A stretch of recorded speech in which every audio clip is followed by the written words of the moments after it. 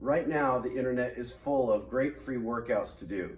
The only problem is they're just random workouts. They're not solving a problem. What I wanted to do differently was to solve a problem for you.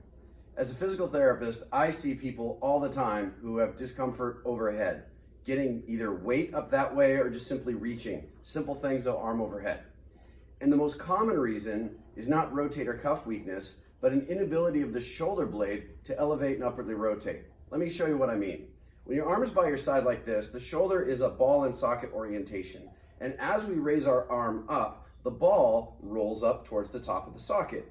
But what's going to happen is near 90 degrees, it's going to hit the top of the socket and it will get stuck there if a group of muscles called the rotator cuff don't actually pull it down and create space. So then you can get higher. But it's going to get stuck again if the shoulder blade muscles don't elevate and upwardly rotate to fully clear so you can be all the way up there and feel fine about it. This is common. It's also, happily, very easy to fix. I wanted to show you a drill that I use for this, and it works awesome. So the setup is this. You're going to stand near a wall. As a right-handed person, I'm going to have my right foot touch. Left foot's going to be about that far away. I'm going to neutralize my pelvis, neutralize my chin. My arms are going to be in contact with the wall at an angle like that. The only thing touching the wall is the edge of my pinky. It's not my whole forearm, okay? Just the edge of the wall. Foot set, pelvis, chin, hands. Now I'm going to shrug up, up, up, up, up, as far as I possibly can. By doing that, I'm putting my body in a position where one of my lesser used upwardly rotating muscles is getting used a lot. And if you use it, you will feel it. There'll be a little cramping sensation back there around your shoulder blade. Totally cool, harmless. Just shows that you're using something you haven't used for quite some time, or at least in that range of motion. Once that gets relatively easy, then you can add a layer onto it we just call a lift off. What I'm going to look to do from the top position is lift my arms off the wall, just disconnect from it.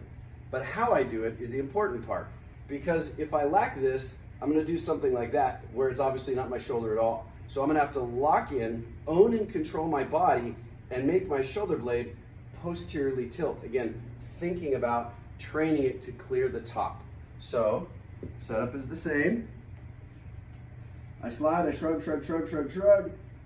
And when I get to the top where I can't get any higher, I'm going to hold my body still, move my arms, put them back, slide back down. That's a little harder. Now, despite my best efforts, I still probably cheated a little bit where you saw my body move. The last thing we do is to take away all the cheat. And the way we do that is with your arm after it comes back to the wall. After you lift it up and it comes back, we're going to forcefully exhale all of the air that we have. No extra breath, just whatever air is there at the time. And when you blow that out, your oblique abdominals pull your rib cage down like that, which means if my effort to get my arm overhead made my rib cage go somewhere it doesn't belong, when I blow out air, it keeps me honest. And for me, because I don't do this particularly well anyway, I get a nice little stretch in my shoulder where I need it. So here's how the whole thing goes. Set up, toe, touch, because I'm right-handed. Left foot's about that far away. Neutral, neutral, slide, shrug, shrug, shrug, shrug. Lift off, put back. Now I'm going to exhale. And slide down. That's a lot of work for empty hands, but it does an amazing job of helping people get in an overhead position comfortably. Enjoy.